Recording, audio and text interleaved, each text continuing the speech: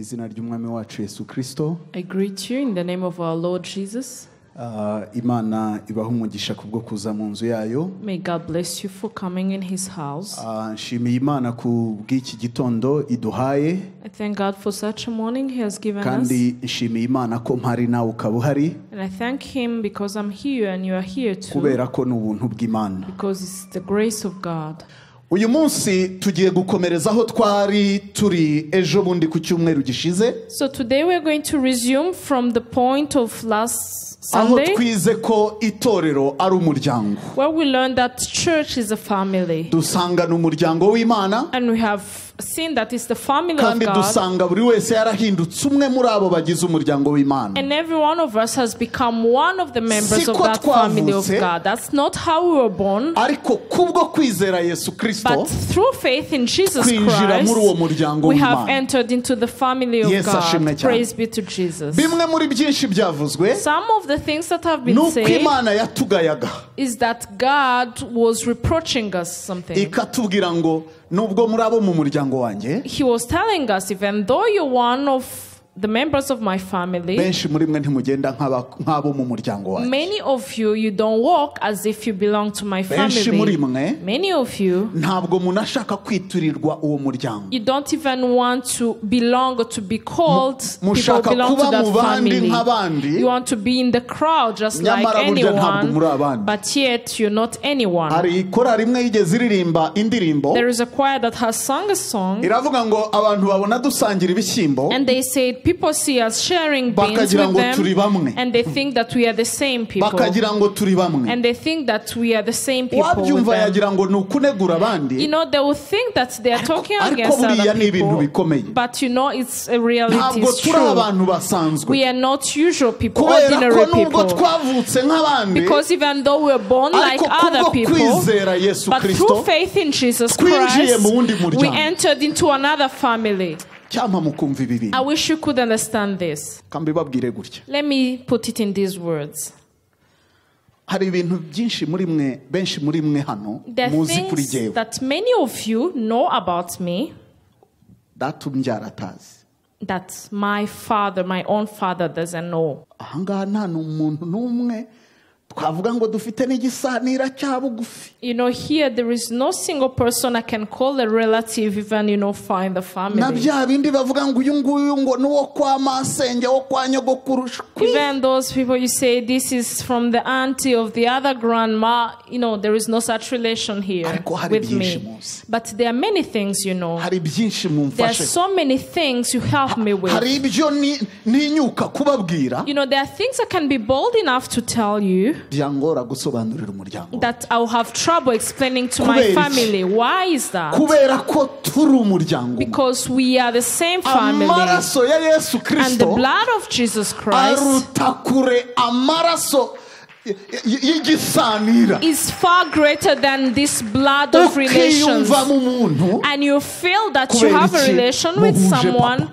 Why? Because you have the same father. muhuje papa. You have the same father.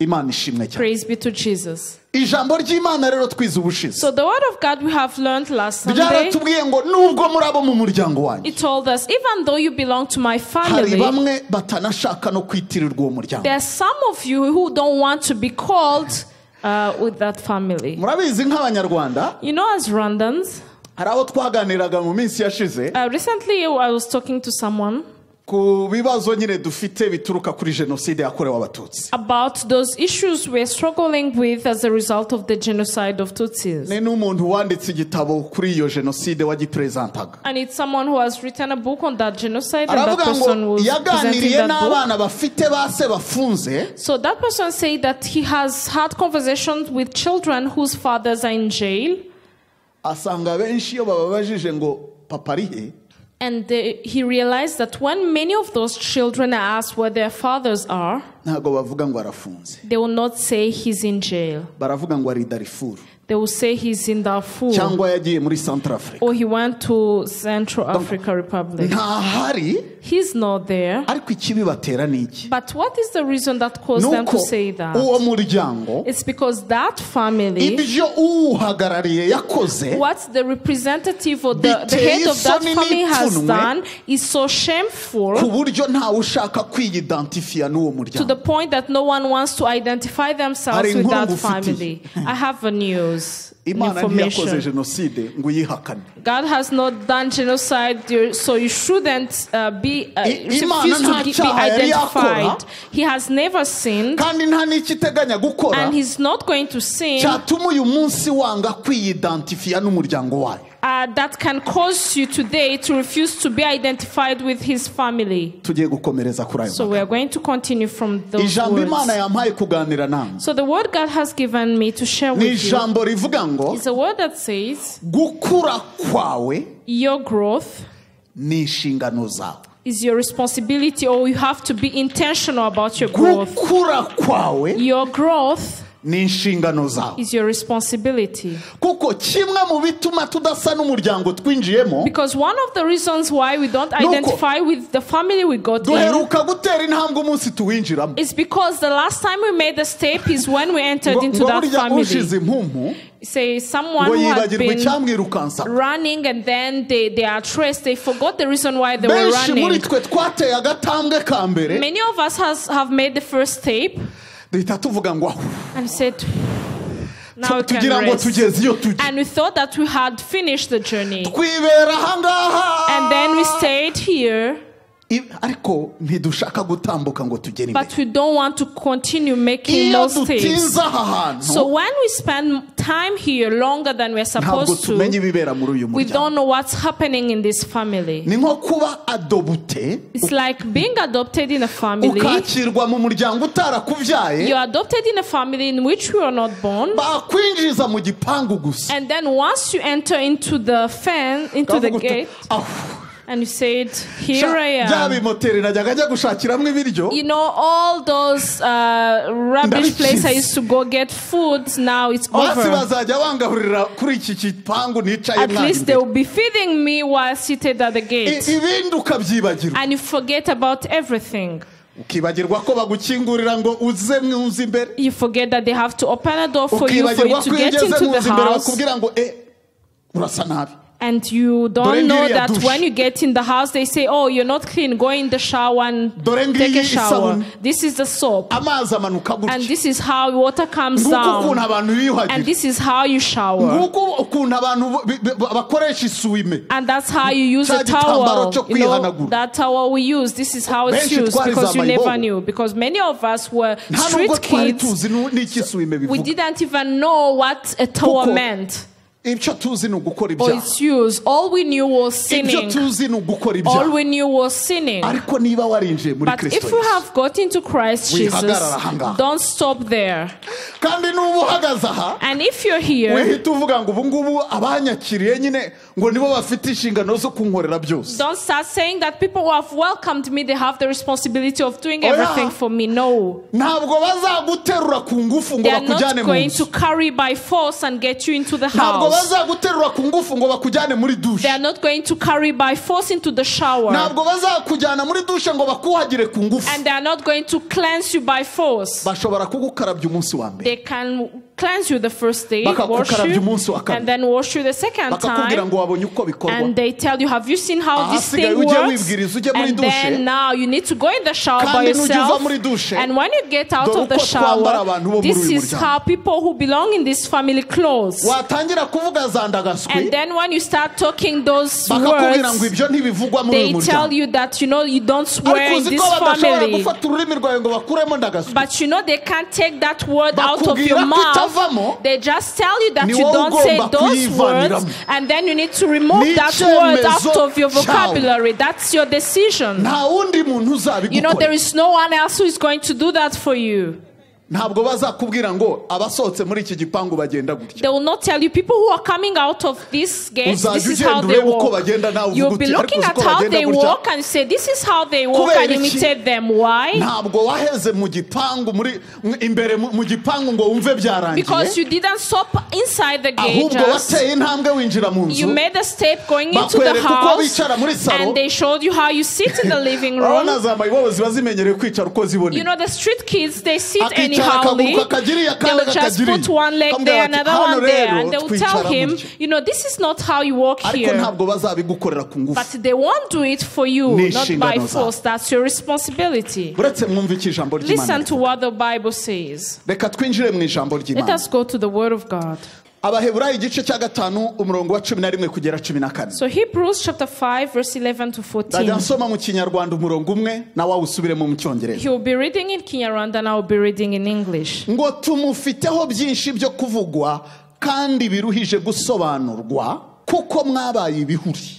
Of whom we have so much to say and hard to explain, since you have become dull of hearing. Nubwo mwari mukwiye kuba abigisha ubu kuko mumaze igihe kirekire mwiga, dore musigaye mukwiye kongera kwigishwa namwe iby'ishingiro rya mbere ry'ibyavuzwe n'Imana, kandi mwahindutse abakwiriye kuramizwa amata aho kugaburirwa ibyo kurya bikomeye. For though by this time you ought to be teachers, you need someone to teach you again the first principles of the oracles of God, and you have come to need milk and not solid food. Ngo kuko unywa amata abataraca akenge mu by'ijambo ryo gukiranuka kuko akiri uruhinja. For everyone who partakes only of milk is unskilled in the word of righteousness, for he is a babe. Ariko ibyo kurya bikomeye ni iby'abakuru bafite ubwenge kandi bamenyereye gutandukanya ikibi n'ikiza. But solid food belongs to those who are of full age, that is, those who by reason of use have their senses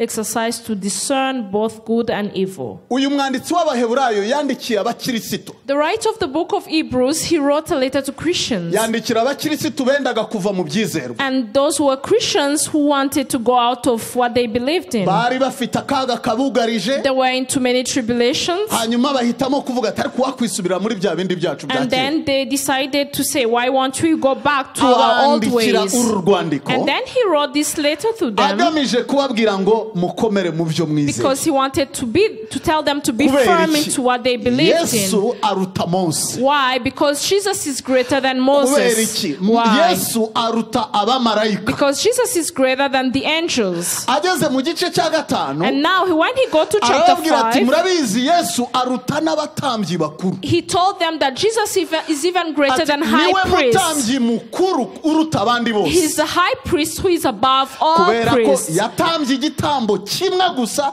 kandi kiba Because he gikwiriye. gave a sacrifice once and it was enough Yongeraho once ibindi and bintu for all. bikomeye And kandi he bikomerera added benshi bari aha. other things that are very difficult for many to Aravuga hear. ngo niwe mutambyi wo mu buryo bwa Melikisedeki. He said he is the high priest according to the order of Melchizedek. Ahita basomamo nk'uko ndi gusoma bamwe mu mitima yabo bavuga bati uwo mugabo waje ati. And he read in them just like I'm reading among you. Where is that man landing from?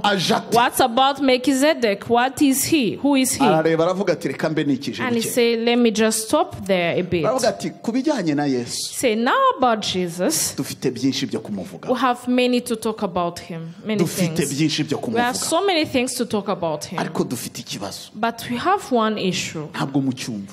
You're no longer hearing. Mwahindutse ntumva. It's like you have become dull of hearing. Mwahindutse ibihuri. You're dull of hearing. Kubera guhinduka ibihuri Because of becoming dull of hearing, ntimwariye ngo muhage mukuri. you have not eaten and grown up. Mwahindutse ibikuri. You have become like Ngo dwarfs. kuko ukurikije igihe mumaze mwiga. Because if we consider the time you've been learning, Mwari mukwiye kuba namwe muri abigisha. you should have become teachers. Ngo ariko namwe muracyari abo kuramizwa amata But you're y'umwuka. still people to be given spiritual Kubera milk. ko ngo mukiri impinja. Because you're still babies. Muracyari abo kwigishwa iby'ishingiro ry'ibyavuzwe n'Imana. You're still those people to be taught the basics of the principles of the mwagwingiye. oracles of God. Because you didn't grow. Buriya abantu b'inyanda mu kurya You know, people who don't like eating, hari ibintu bibaranga. They have some things in common. Some Bararobanura. features. They are picky eaters. Kandi mu kurobanura kwabo And being picky, baba bumva bazi ngo ibyo bakeneye bo. they think they know what they need. Wari wagira umwana umeze gutyo. Have you had a child who is a Papa, picky sindya eater? ibishyimbo, I don't eat beans, sindya Dad. imboga. I don't eat veggies. Akajya kurura agacira akagakurura kakavana mu mboga. And then they will take a piece of rice N'igihe out of the wamupondeye vegetables. ukabivanga kugira ngo adashobora kubivangura. Even when you try to mix Aba ari everything so umuhanga mu that they can kuvangura do ibyo biryo. everything, they are very good at picking the Agakurura food they kandi want. yishakira. And they will pick that Ubundi very food ntumubaze they want ibindi. and then don't ask him about other things. Hari ababona Lambert ahagurutse bati aragarutse kandi. There are some people who see Lambert come and say, there he is Iyo again. batwihera undi akaza You know, they should kutwigisha. have given us someone else to come and teach Ikibazo us. sigewe wipanga muzabibaza Unfortunately, I'm umushumba not the mukuru. one who does the schedule. Ask it to the pastor. Ariko niba ushaka gukura But if you want to grow, ukwiye kurya ibyo ukunda you need to eat what you Ukarya like n'ibyo udakunda. and eat what you don't kandi like. ukabirya. And you need to eat that. Ntumere nka mushiki wanjye. Don't be like my sister. Mushiki wanjye akiri umwana yajyaga umugaburira My sister, when she was still young, will feed Akabijunda. her and she will put it in her cheek. akabijundika She will put it in her cheek. akabijundika ubundi ukagira ngo yariye And you think that she has wakongera eaten. kumutamika When you want to give her agahita another yatangira spoon, kurya bya bindi and yari then she yajunditse. will start chewing what she has Hari already put abakirisitu there. bameze gutyo. There are some Christians who are like that. bafata barobanura They pick whatever they ariko want to eat. banarobanura n'ibyo bagize ngo baratamiye But even after picking aho what they want to eat, kubikanjakanja ngo babimire instead of chewing it and bigenda bigere mu nda swallowing it, bibahindure and so that it can go into their Bakabijundika. stomach and transform it, they just put it in the cheek. Akabijundika. They put it in the mouth. They Pastor, keep it in rya the jambo mouth. watwigishije buriya tuzaritekerezaho tukubwire Pastor, that's what you told us. You know, we Ndakurahiye. think about it and Umwaka tell you. ugashira. And then a year Undi goes ugashira. by and another goes by. kambabwire Let me tell you. mwese murebe hariya hakurya All of you look that side. handitse ngo iki What is written there? umwaka w'ihumure The year of ry'uwiteka God's comfort no gusigwa nawe and his anointing. buriya kuva imana yatubwira biriya umaze kubikoraho iki You know, since God has told us that, what have you done about it? umwaka ugiye gushira You know, a year is almost ending. ubu hari umuntu wicaye ahangaha You know, there's some people who are seated avuga there. ati mana nanjye ndakeneye guhumurizwa Oh God, I need to be comforted. nanjye ndakeneye gusigwa And nawe I need to be anointed Zana ayo by you. mavuta yawe, Bring nanjye that usige. anointing and anoint me. sha uzapfa wicaye aho. No, you die Kubera in that iki? same place. Why? kubera ko Because hari responsabilite zawe imana itazagukorera they are your responsibilities that God is never going to do on your behalf. uko niko nita kubijundika That's what I call keeping it in your mouth. ukumva nanjye bizangereho So, oh, it should come my way too. ariko se urabikoraho iki? But what are you doing? hari uzaza ntawaza ngo abyuze ku bwawe You know, no one is going to chew that food for ntawaza you. ngo abigukanjire No one is going to chew that food for you. n'ibyo twajyaga tubamo mu cyaro ntawe ukibikora You know, things we used to do in those rural areas, no one is no longer doing that. hari igihe umubyeyi yabaga ashaka gutamika umwana we ngo amwigishe kurya You know, a parent who was teaching his kids Akamukanjira. to eat, they would chew the food yarangiza first akabimushyira mu kanwa and then put it in their mouth, ubundi umwana nyine akiga kubirya and then the child will Mwese learn how to muri do that. Oh, if you are like, uzi impamvu oh, muri kugira do you know why you're doing that? nuko n'ubundi ntawe uzabigukorera It's because no one is going to do that for you. n'imana ntiyagukanjira Even God is not going to chew for you. pasitoro ntiyagukanjira Pastor is not going to chew for umuyobozi wa you. hbf ntiyagukanjira And your HPF leader is not going to it's chew up for to you. you to chew Iyo ni inshingano yawe n'akazi kawe kubihekenya, kubikanja. ariko niwicara ukavuga ngo sha muri omega twumva amagambo akomeye But if you sit comfortably and say, in Omega we hear those uzatahira tough kumva ayo words, magambo you know, you just hear those ariko words, se araguhindura but are those words transforming you? araguhindura Are those words transforming you? sa mujya mutera akajisho mukareba imyaka abapasitoro bacu bamaze kugeraho Do you sometimes look at the age of our pastors? ubu muzi ko bazatura nk'ibisi bya Huye Do you think they are going to be here forever? ubu rero muzi ko aribo bazahora batugaburira So you think they will be the ones to feed us umva icyo imana iri always? kukubwira Listen to what God is ngo telling you. nubwo wari ukwiye kuba umwigisha Even though by now you should be a teacher, reba imyaka umaze aho Look at the time you have spent here. uracyari uwo kwicara ku ntebe koko? Are you still that person to sit just on the chair doing umurimo nothing? wawe ni ugushyushya intebe gusa. Is your work just to warm those chairs? bizarangiriraho. And then that's how it's going to end. hari umugabo umwe bigeze bambwira ubuhamya bwe. There is a man whose testimony I heard. yagiye mu giterane He went to a conference, asanga hari abantu benshi bari kumva umuvugabutumwa. and then there were many people listening to the preacher. umuvugabutumwa ahagarara imbere arigisha atangira gusengera abantu. And the preacher, after preaching, he started praying for uwo people. mugabo yumva ubutumwa bwiza bumugezeho. And that man heard the Uzi truth of ikintu the yakoze? gospel, and this is what he did. yahise ahindukiza agatebe yari yicayeho He turned his agahagarara chair hejuru. and he stood on that atangira chair kubwiriza abari inyuma ye bose. and he started preaching to the people who were behind kuko him yabyumvise because he has heard ntabwo it, ategereje kubanza kujya kuvuga ibindi bintu ngo urabona ngo ace muri teoloji ngo and agire he's not gute. waiting to go through all Icyo those things, yakiriye, through theology, whatever he aravuga had ati received. nanjye ndagiha undi He muntu. said, I'm going to pass it to icyo another bamaze person. kunshyiramo The thing I have already nanjye ndagira ikintu received, I'm ngikoresha. going to use it to do ariko something. turabanza tugaca muri But protokole for us, we have to ndende. go through a lot of protocols. imana uyu munsi kabiri kukubwira ngo And God is telling you today, nubwo wari ukwiye kuba uri umwigisha even though by now you should be a teacher,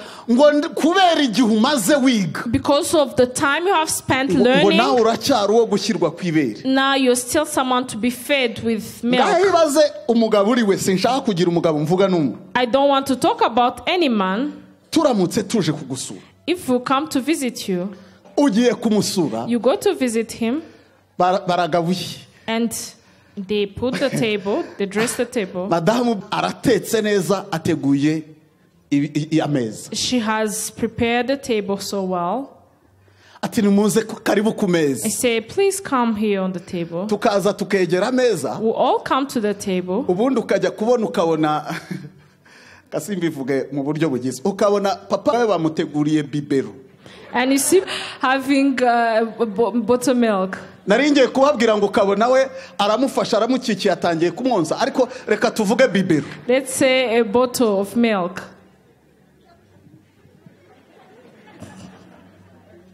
muraseka You're laughing, ariko niko tumeze mu but that's mwuka. how we are spiritually. uko niko tumeze mu mwuka. That's how we are spiritually. niyo mpamvu dutukisha izina ry'Imana. That's why the name of God is mocked. ubu se wafata umwana w'imyaka 3 If a kid who is 3 years old, waba ari wowe worohereza guhagararira umuryango wawe. are you going to send that kid to represent your family? iyo uza kubona ukabona umwana w'imyaka 3 niwe bohereje kugusabira wari kubigenza ute Pastor Emmanuel? If you see a kid who is 3 years old who is being sent to go ask for a bride Byaba ari for you, akaga. you know it will be a disaster. nicyo gituma Imana iri kutubwira ngo That's why God is telling gukura us kwanyu your growth ni responsabilite zanyu. is your responsibility. kuko nimudakura Because if you don't grow, nanjye bintera ubwoba bwo kubatuma. you know, it becomes an issue for me to send you somewhere. muragenda mukabyangiza You go and mess kubera things iki up. Why? muracyari abana mu mwuka. Because you're still muracyari spiritual abo babies. kuramizwa amata y'umwuka. You're still to be fed with spiritual milk. none ntacyo mbona mwampagarariraho. So for that reason, there is no way you can represent me. Imana idufashe cyane. May God help us. Imana idufashe cyane. May God help us. hari icyanditswe kimwe There is a scripture nifuza gusimbuka that I want to skip. cyazaburi mu gisimbuke. The one of Psalm, we can skip it. hari ibibazo dukwiye gutekerezaho mu buzima bwacu. There are some questions we need to think about in our lives. mugabo umwe yaravuze ngo ubuzima budatekerejweho There is a burya nta man- nubwo buba bukwiye kubabwaho. There is a man who said that a life that is not thought about isn't worth living. Une vie non raisonnée ne vaut pas la peine d'être vécue. A life that is not thought about is not worth to be lived. benshi mu bitwica Many of us, one of the things that is an issue for turi us, bambona bucya. we just see days passing. turi bambona bucya mu by'umwuka. We see days passing spiritually. si icyumweru se n'ubundi nzasubirayo No, bambwire bya bindi it's a byabo. Sunday, I'll go next Sunday and I'll still hear the same message. ubundi intego yawe mu mwuka ni iyihe? But what's your purpose spiritually? benshi dufite viziyo zo kubaka hanze aha ngaha. Many of us have dreams of building houses. Iyo tuganira no kubaza ngo harya wowe waguze ikibanza ki? So when we are talking, all we talk about is where did you buy a plot? Inzu yawe igeze he? How far is your house? Business yawe iragenda? Is your business okay going? Ariko intego yawe mu mwuka ni iyi. But what is your spiritual purpose? Uri mbona bucya mu mwuka? What's your goal in the spirit? Are you someone who just sees days passing? Dukeneye gutekereza ku buzima We bwacu. need to think about our lives. Dukeneye gutekereza ku buzima We bwacu. need to think about our Umva lives. ibibazo bimwe nibaza. Listen to some questions that I've been asking myself. Ese ndakura mu buzima bwa gikristo? Am I growing in my Christian life? Cyangwa uko narejo na n'uyu munsi niko ndi kandi niko nzahora iteka Or ryose? am I the same yesterday, today, and forever? Urakura. Are you growing? Simvuga mu ndirimbo uririmba. I don't mean in the songs you're singing, Simvuga no mu rurimi rwa gikristo rwitwa igiheburayo. and not in the Christian language, the Hebrew one. Hari igihe abarokore tuvuga ngo turi kuzimiza abo hanze. Sometimes we born again, we like to talk in a language that people of the outside can't understand. kuvuga. That's not what I mean. Umubano wawe na Kristo urakura. Is your relationship with Christ growing? Ubona ugenda urushaho gusa na Kristo cyangwa urushaho gusa n'isi? Are you growing, resembling Christ, or you're resembling the world? Bitekerezeho. Think about that. Pawulo hari amagambo yajyaga avuga. There are some words that Paul used to say. Akabwira abantu ati ari Pawulo vraiment. Paul himself, imagine. Ngo bavandimwe. He said, beloved, Sintekereza ko maze gushyikira. I don't think that I have gotten hold of it. Ngo sintekereza ko nanamaze no gutungana. I don't think that I have been made perfect. Ngo ahubwo hari ikintu kimwe nkora. But there is one thing I do. Nibagirwa ibiri inyuma. I forgot things that are behind Ngasingira ibiri imbere. and press on to what is ahead. Ndamaranira kugeraho dutanguranwa. I'm striving to reach our destination Ngo kugira ngo mfate icyo Kristo yamfatiye. so that I can get hold of what Christ got hold for me. Bamwe icyo cyanditswe baragihinduye. There are some people who have transformed or Bene distorted data, that namaze scripture. kugerayo. Oh, beloved, I have already reached. Urajya mu ijuru? Are you going to heaven? Nanjye ndajyayo. There I'm going to. Ubundi ibyo binduzana n'ibikirane. And then what's the rest of those stories you're talking about? Je namaze kugerayo. I have already reached my Maze natwe abavuga destination. butumwa tukabibemeza. And us, the preachers, we like to Akubwira confirm ngo that. ufite assurance du salut. And we tell you have the assurance of salvation. Nufata mu mutwe ibi byanditswe, If you memorize the scriptures, uzaba ufite ijuru ry'ako kanya. you have heaven in your hands. Iko ni ugutangira. That's just making the first Ariko siko step, kurangiza. but that's not the last one. That's not Gutangira ni ending. kimwe. Starting is No one thing, kurangiza ni ikindi. but ending is another thing. Niyo mpamvu ukeneye gukomeza gukura. That's why you need to keep growing. Ariko se wiyevaliwe. But if you do a self-assessment, urahinduka cyangwa ntuhinduka. are you being transformed or you're not? Ansaba abagabo bari aha ngaha mwihangane mbabwire iki. Let me ask the men who are here, please bear Wikorere with me as I evaluation. tell this. Do a self-assessment, Ariko nurangiza ubwire umugore uti kuva tubanye. but also ask your wife to tell you, Ubona ndushaho kuba mwiza cyangwa ndushaho kuba mubi. since the time we got married, do I go improving or am I worsening? Umwemerere kandi umubere umunyakuri ntumutere ubwoba. Allow the person and don't Ntuzane ibyo kuvuga ngo intimidate. wibeshye umvugeho bibi nkwereke. Don't be the one saying, dare say anything bad Ariko and you see umwemerere me. umubwire ngo ugiye kugenzura ubukristo bwanjye wabushyira ku kihe giti. Just allow them and tell them, if you are to assess my Christian life and my growth, what is the measure? Kandi nawe aze kukwemerera ubimukorere. And let her do the same. Ariko ufata umwanya But take that time wibaze ngo ese ndakura and ask yourself, am I growing? cyangwa ndaho ngaho. Oh, I'm just there. Ikibazo cya kabiri cyo gutekereza. Second question to think about.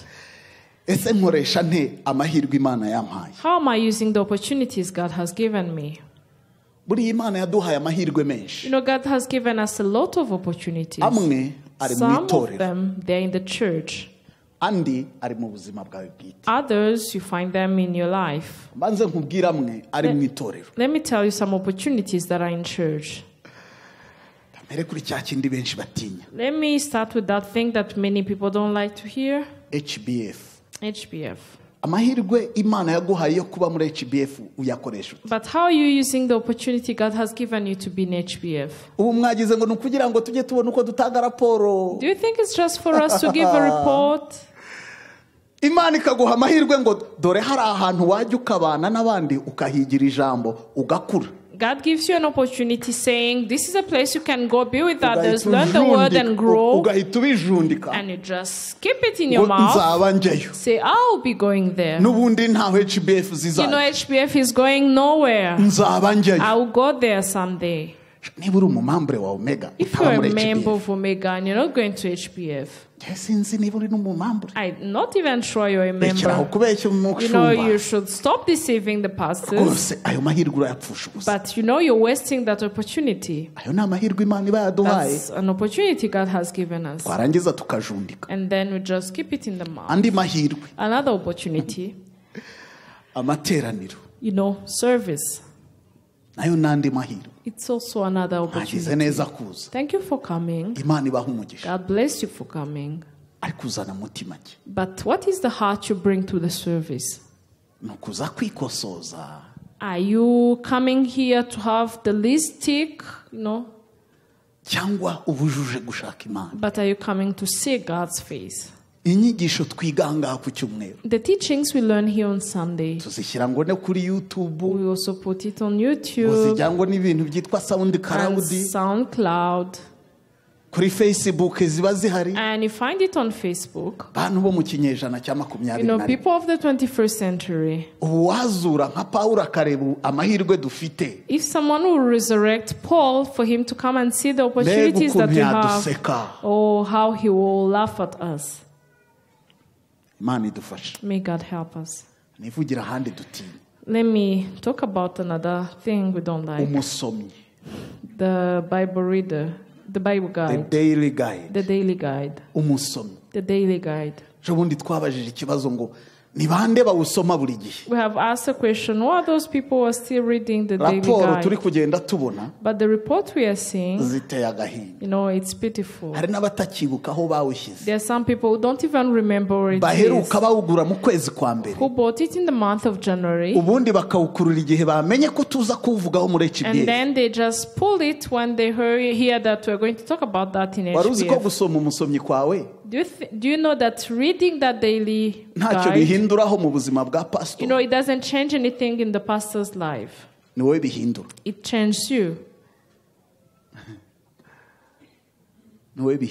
You're the one who is transformed by that. But we don't use that opportunity.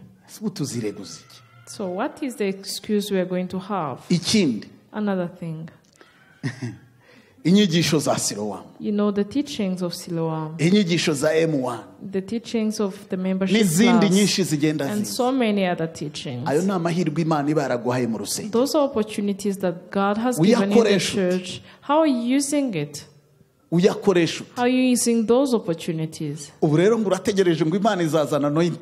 you're waiting for God to bring the anointing.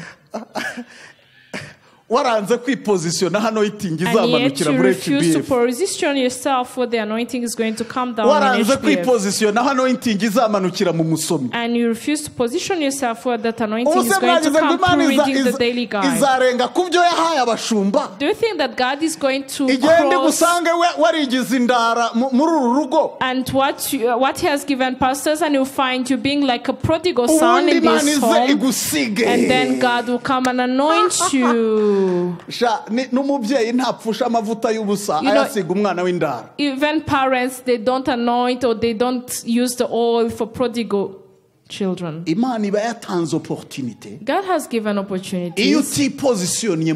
So when you don't position yourself in that opportunity, you are not going to have it. You're not going to be a partaker. Do you hear that? Do you hear what I'm saying? If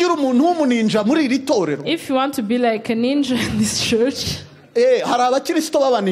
no, there are some Christians who are like ninja. You never know when they get in and when they get out. So you try to be a ninja and be there expecting God to anoint you. No. bisaba ngo wakire amahirwe yose Imana yatanze. It requires you to receive all the opportunities that God has given and use your efforts. Naho nukomeza kuvuga ngo Imana izaze gusiga by'ingurukizi. Otherwise, when you keep saying that God will come and anoint you, find you wherever you are, that's your business. Mu buzima bwawe harandi mahirwe Imana ishobora kuba yaraguhaye. There are other opportunities that God has given you. Umva mwe muri yo. Listen to those. Wabuzi gusoma no kwandika? Do you know how to read and write? Ababizi muzamura ikiganza. Those who can read and write, please raise your hands. So you have no excuse. You know, an old lady in my village in Kamatsira, probably she can use that excuse that she can't read. But you can read. Am I going to come and read your Bible? Really, am I going to teach you here? And then I go home, in your home, I go read your Bible? What about those studies you had? People who never saw people dropping from school, you never know the value of education. You know, when we started the first year in 87, we were 60 of us. By the time we got in primary 6, we had like 30 who were left. And in those 30, only 2 of those are the ones who saw the door of the secondary school. The third one, she had to repeat 6 years so that the person could get to the secondary school. I went to do my internship and he was among the children I was teaching. You know, someone who knows what they want. But you know, Christian nowadays, no, we have reached our destination. I will go, they will be feeding me some things on Sunday. They will giving me milk. And then I will live on that milk. And then I will come next Sunday and be given more milk. So, is there any way you can grow? You know, if you don't grow, if you become a dwarf, is there someone you're going to accuse? If you know how to read and write. The scripture I skipped is in Psalm 81. It says, open your mouth and I'll feed you, I'll satisfy you. Many of us are like children. There is someone who visited us recently. They had a child who was like that. For that child to eat, you know, you need to have so many tricks. And then you need to distract them and they open their mouth not knowing that they did. That's how many of us are like Christians. God says, open your mouth and I will satisfy you. And you're like, don't open your mouth. And then you're expecting to grow at the end of the day. Do you know how to read? Do you know how to read another language that is not Kinyarwanda? You have more opportunities than the one who can read Kinyarwanda only. Are you jobless? Do you have all your time? You know, you have more opportunity than the one who goes every morning on their job. Because there is a time they don't have, but you do have that time. Do you have a house you live in? Do you have a room that is yours? Do you have a place you can go and lock in yourself and read the scriptures? When I was in university, I had confused people. Because I had this principle that I will study up to 10 p.m. And then between 10 and 11 p.m. I had a place I used to go to with my Bible. kugera ubwo abantu bazaga kumbaza until the time people came to ask me, don't you think you're misled and you should have gone to theology classes? And I told them, no, I have to study clinical psychology because that's what God has called me for. But whatever I study, it doesn't remove the fact that I have a soul that needs to be fed. And I need to grow. mu myaka 5 namaze kuri kaminuza. So in the 5 years I spent in university, nasomye Bibiliya yose kuva mu itangiriro kugera mu byahishuwe inshuro 5. I have read the whole Bible from Genesis to Revelation 5 times. Guhera umwaka ushize kugera uyu munsi tuvugana. And since last year up to today, ibitabo bikeya byo mu isezerano rishya. I still have a few books left in the New Testament. Nayisomana n'umugore wanjye. Now I'm reading it with my wife. Nuko ndafite icyo gukora? Is it that I don't have things to do? Is it that I'm jobless? Do you know those people you look at and you say, I wish I could have this Christian life just like those people? They were not born like that. They have invested in that. They have invested. And today you're harvesting from that. If pastor tells us the way she went through, if you call all the pastors and they tell you, how many of you have went to theology class to learn all those things? Where did they get it from? It's because they have invested themselves in that. There is an investment they have invested in themselves. So that thing you have, don't waste it. You have money to buy a Bible. Are you on holidays? All those are questions you need to ask yourself. Now, am I obeying to what God tells me, or I take it for granted? Do I take it lightly, or do I obey it? Those are questions you need to think about in your life.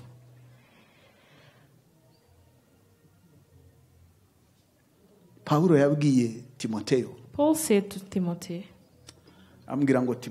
say, Timothy, I'm charging you before God, and in the eyes of Christ, who will judge everyone who is on earth, to preach the gospel,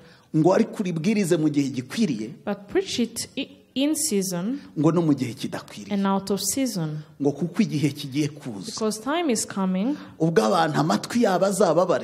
where people, their eyes will be itching, trying to hear teachings that are according to their own lusts. Now, what you hear, what do you use it for? There is another opportunity we had been given back in the time. They will give us some notebooks to write in. Some of us have been writing that time. And then that was the end of the story. But may God help us. So before I say how we can do, let me read this scripture in the Colossians. These are some of the things that can help you in your growth. There are many, but I'll just mention 7 things. And then after that, we'll pray to God. The first thing that can help you, it's being intentional to grow. Being intentional to grow.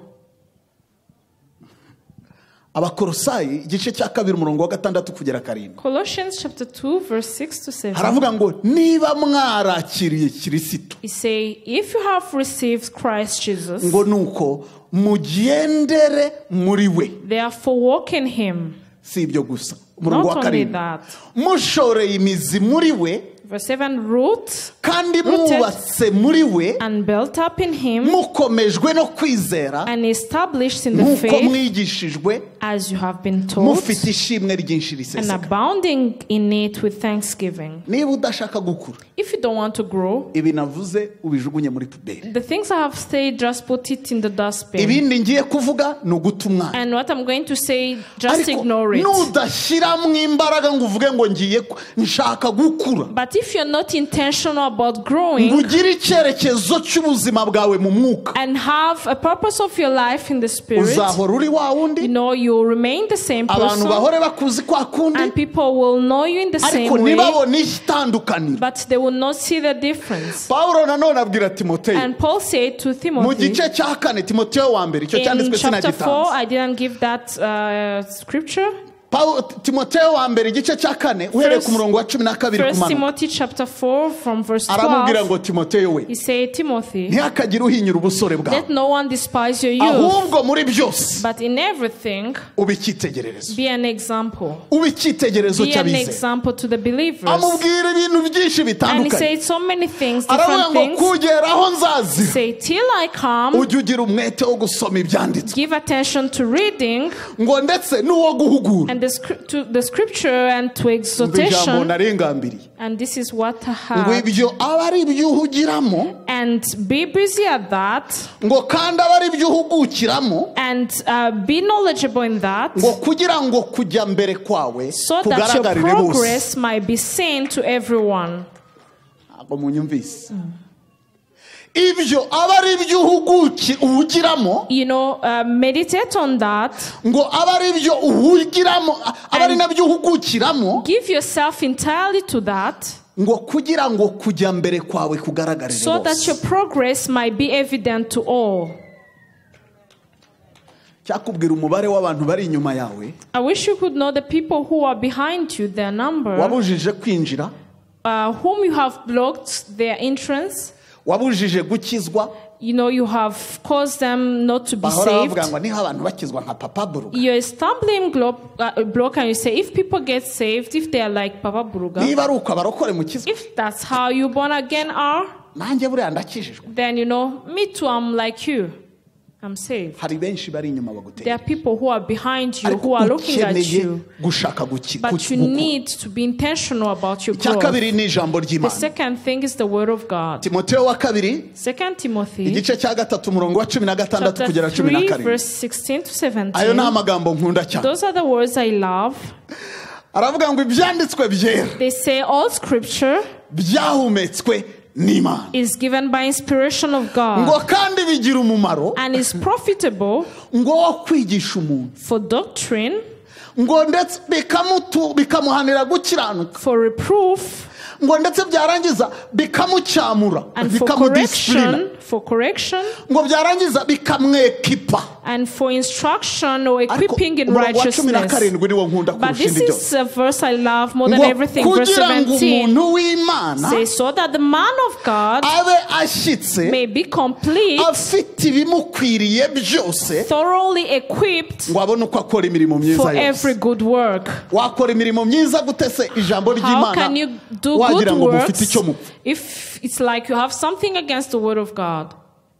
Uheruka gutwara Bibiliya, The last time you took your Bible, ubuho zaje muri telefone twese twigize nyine abajama, now we all have Bibles in our phones, so try turabeshya to be ngo cool buriya nyifitemo and muri say, I telefone, have the Bible in my phone. ariko uheruka kuyirebamo But ryari? when is the last time you read your Bible?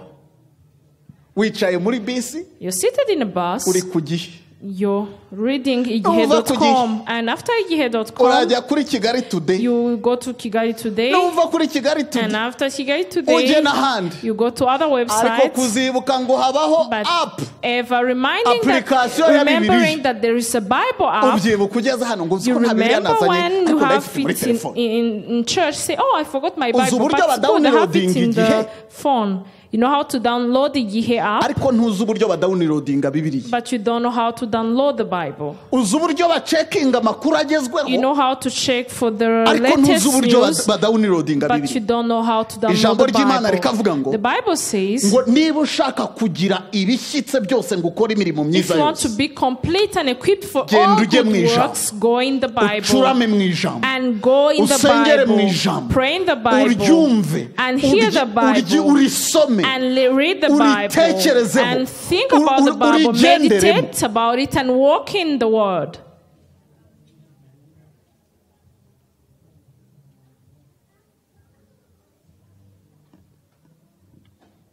cya gatatu, Third thing, gusenga.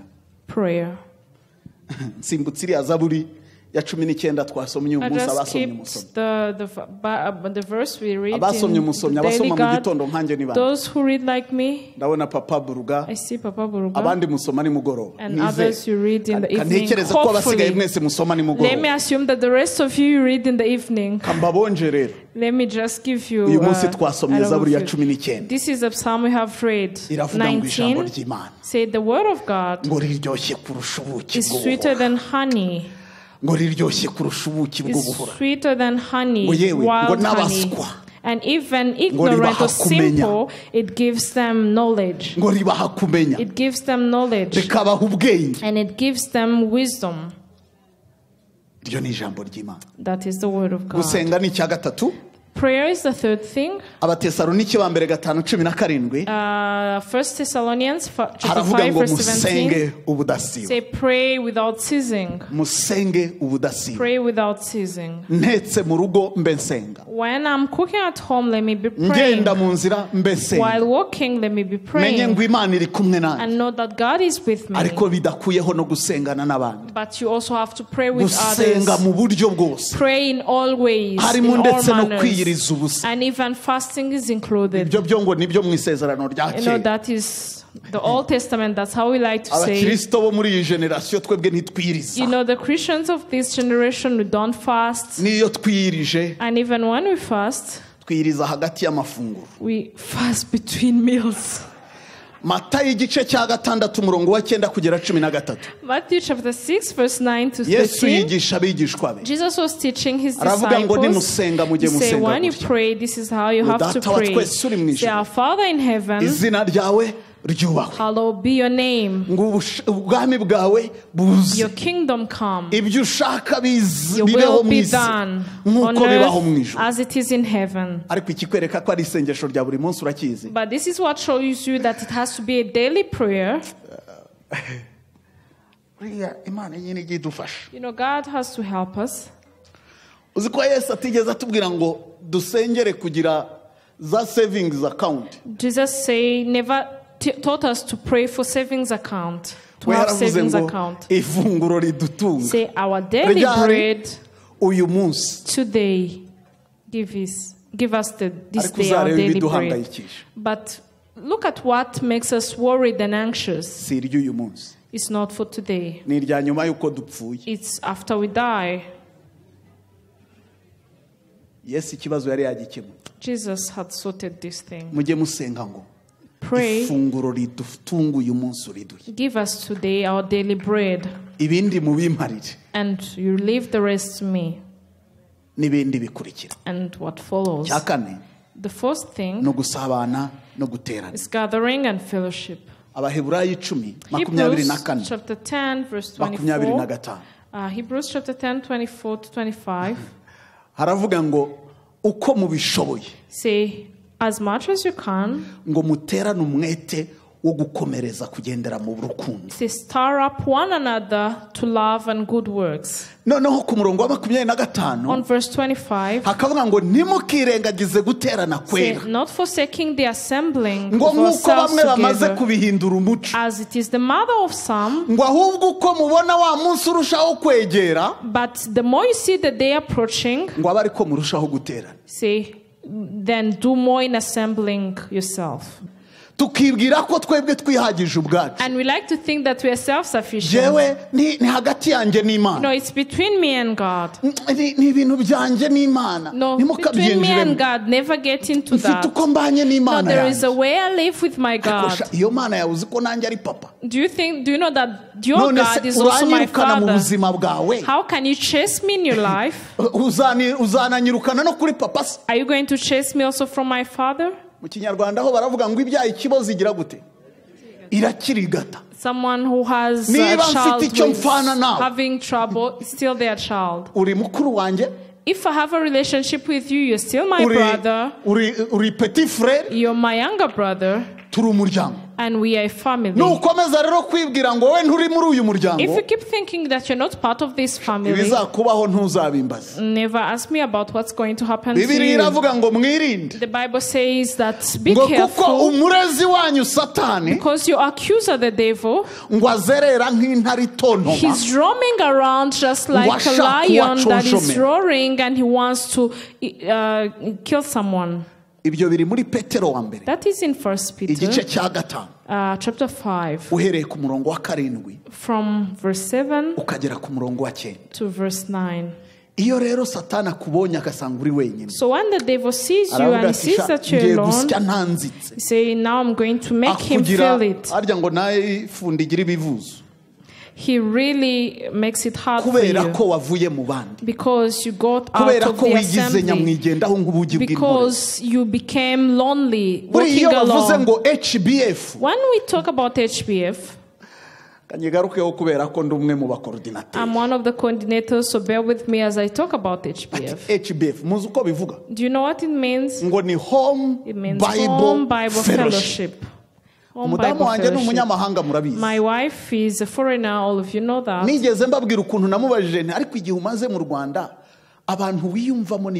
I asked her, this time you've been in Rwanda, who are the people who are dear to you? Do you know the people she told me? HBF. HBF. HBF. HBF. I was ready that she was going to tell me the friends I had introduced her to them, but she doesn't see them often. She doesn't gather with them as much as she does with HBF. And I realized that HBF are the ones who know when she's going through hard times or when she's happy, and they're the ones who pray for her because they live together with her. So if you don't have HBF, do you know that you're having trouble? Are you expecting to grow? Then HBF. You know, we like to keep talking about things and you think that it's something usual. You know, it's not just a structure. It's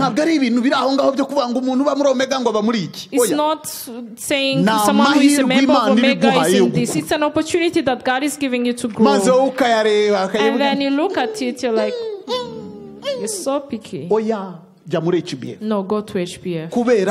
Because if you don't gather with others, because you know we no longer have the Thursday service, so how are you going to survive? That's what I was telling you.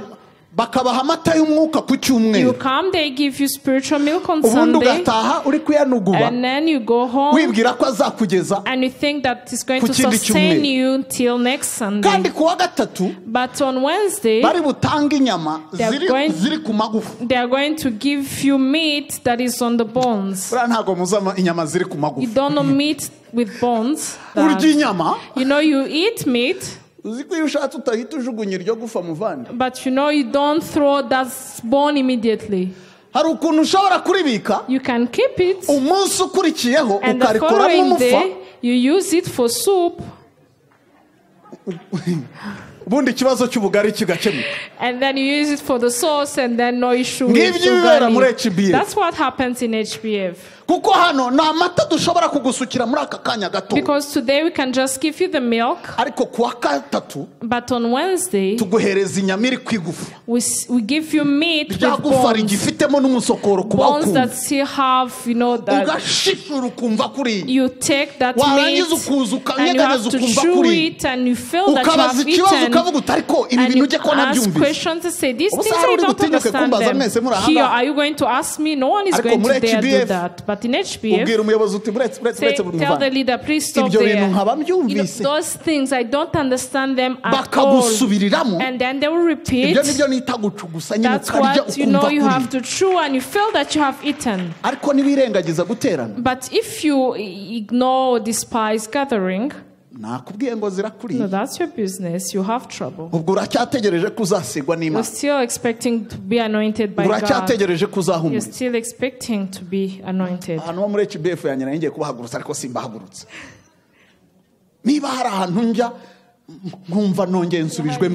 If there is a place you go to and we feel encouraged and strengthened, it's in HBF. You don't know the things I do.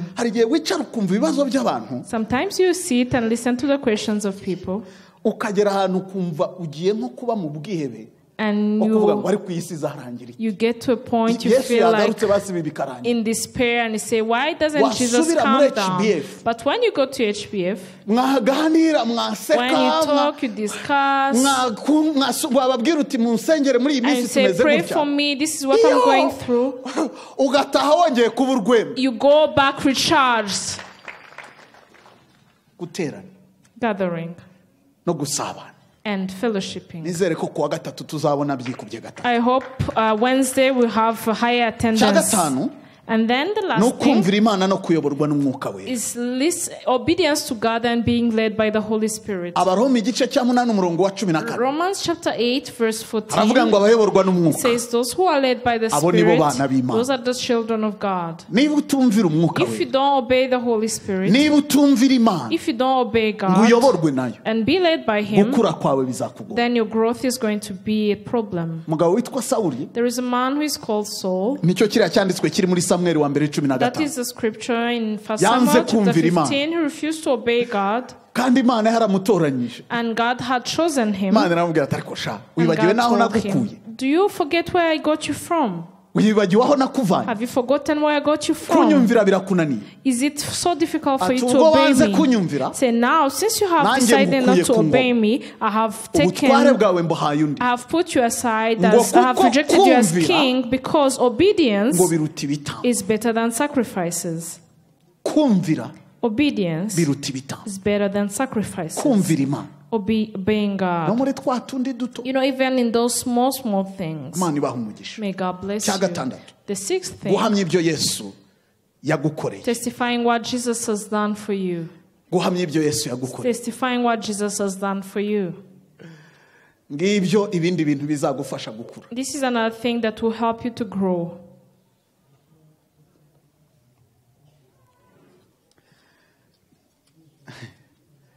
nakijijwe nk'inshuro zirenga nyinshi ntabara umubare. I think I gave my life to Christ so many times I can't even count. Zinshuro bansengeye. Do you know how many times they prayed for me? Buri gihe bakabwiriza ijambo ngahaguruka bakansengera. Every time they would preach the word and I would stand up and they would pray for me. Nataha nkavuga.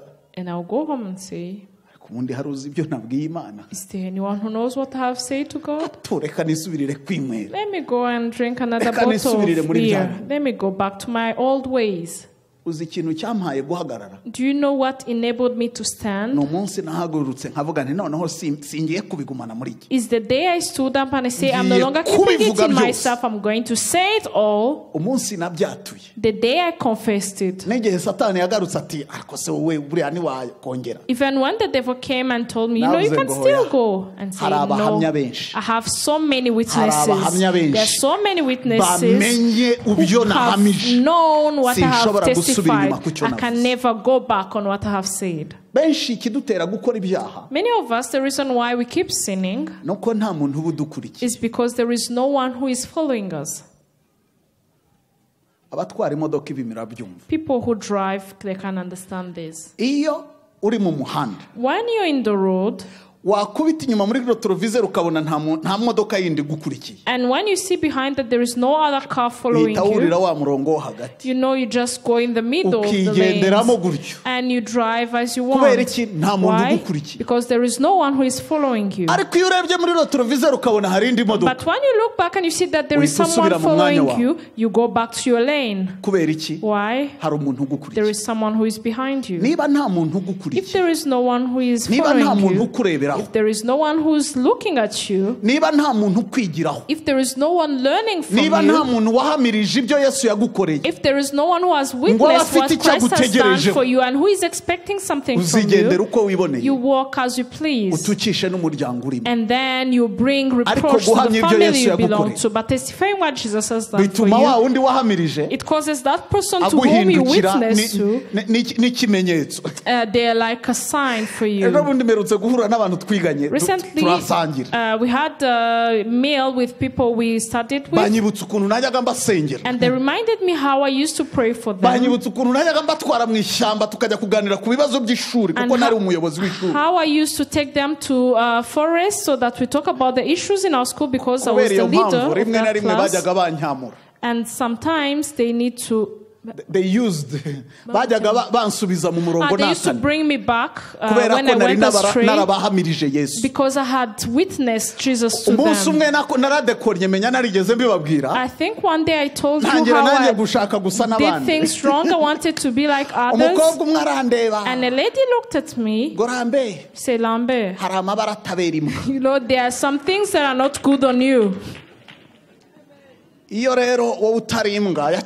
when you're not a dog of Christ, and when people you work with, they don't know who you belong to,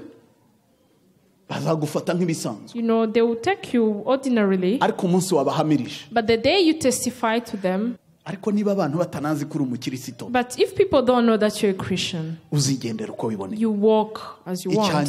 Last thing is serving God in everything. Serving God in everything. 2 Corinthians chapter 5 verse 14 to 15. These are the words that keep talking to me. Paul said to these people, said, the love of Christ compels us. Because we've been convinced that once died and he died for all. The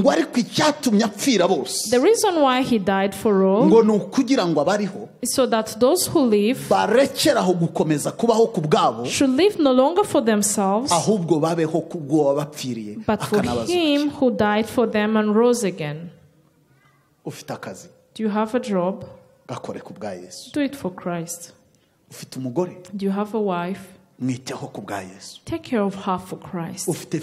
Do you have a fiancé? Take care of that fiancé for Christ. Are you jobless? Be jobless yet serving Christ. Everything that you do, do it as serving Christ. But more to that, stop warming chairs only. Ask God, is there anything you want me to do in the church? Because it can protect you and make you grow. Paul said to Timothy in that chapter we're talking about, say, take care of yourself, for you, be careful for you, but also for the teachings you've been teaching. Because if you do that, you will save yourself with those who will be hearing you. You know the way I'm standing here? You know, it puts some limits on me and say, what if people see you doing the things that they do? And it protects me somehow. And that's why Paul was saying, I'm running but not aimlessly. I keep struggling, But I don't aim in the empty. Ngo mbabaza umubiri wanjye. And I subject my body. Ngo kugira ngo ubwo maze kubwiriza abandi. So that after preaching to others, ngo nanjye ntagaragara nk'utemewe. I might not be found unaccepted.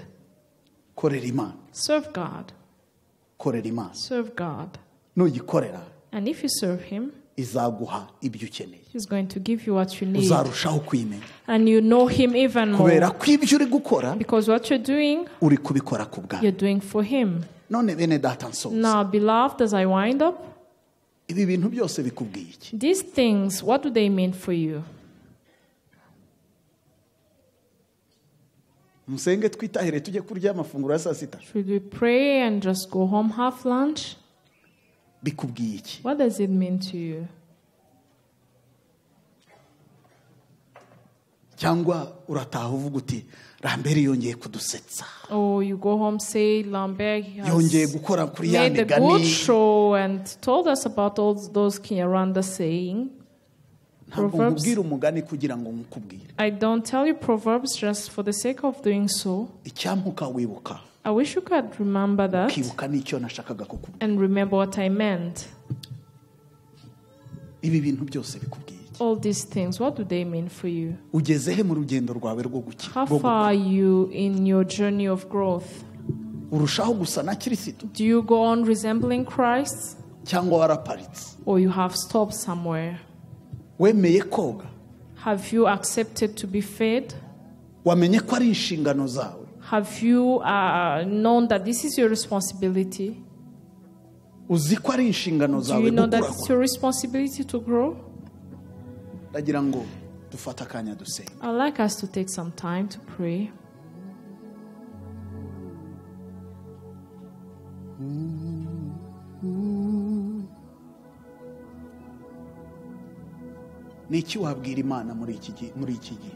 Is there something you can say to God now? Is there where you need to tell God, forgive me, oh God? I have not used all the opportunities you gave me to grow. I have not used the opportunity you gave me in HBF. I have not used the opportunity you gave me to grow. Is it that you want to say to God? Please start speaking to God. Ushobora kuba wasanze hari ahandi nanone ukeneye gukomeza urugendo rwawe rwo gukura. That you have realized that you need to continue with the journey of growth. Ukeneye imbaraga muri urwo rugendo. Do you need strength in that journey? Ukeneye ubwenge. Do you need wisdom? Ukeneye ubwenge bwo kumenya uko ukoresha igihe cyawe. Do you need the wisdom to know how you're using your time? Busaba Imana. Just ask God. Rekuyibwira. Ask Him. Rekuyibwira. Ask Him. Mana nowe duhungiyeho. Bamwe tuje dutsinzwe n'urubanza.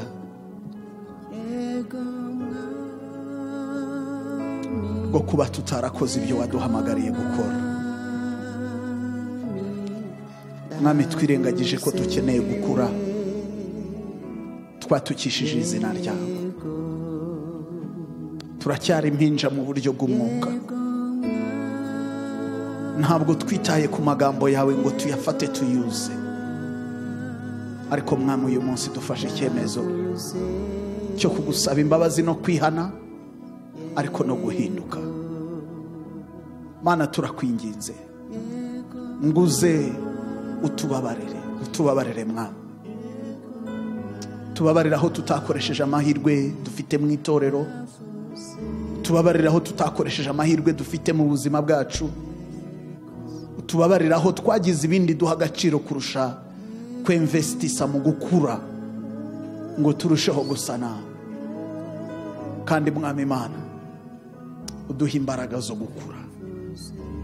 Duha imbaraga zo gukura. Duha imbaraga zo gukoresha ayo mahirwe yose dufite.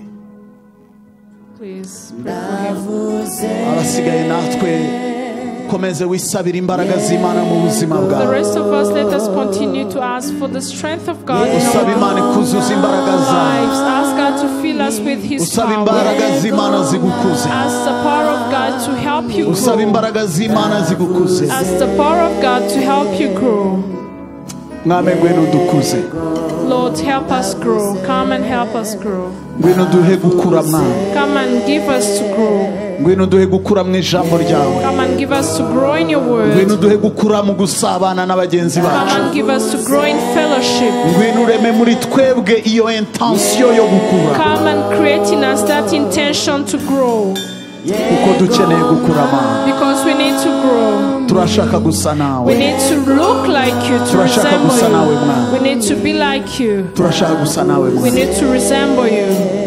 Icyubahiro kibi cyawe Yesu. May all the glory be yours. Urakoze Mana yacu. Thank you, O our God. Urakoze kubyo wavuganye nawe. Thank you for what you have spoken Kandi to rekuba us. inyuma y'ijambo ryawe. And we know that you're behind your word. Kugira ngo risohoze icyo waritumye. So that it might fulfill Mwami nsabye imbabazi ku cyo naba navuze cyose kidaturutse kuri wowe. I ask for forgiveness for anything I might have said not from you. Ariko ukuri kwawe kose. But may all your truth ugukomeze mu buzima bwa bene data. May it be upheld in our lives. Kandi ubwo ugenderera bene data. And as you visit the brethren, nanjye ntusige Mwami. let me not be left behind. Icyubahiro kibi cyawe. May all the glory be yours. Mu izina rya Yesu. In the name of Jesus. Amen. Amen.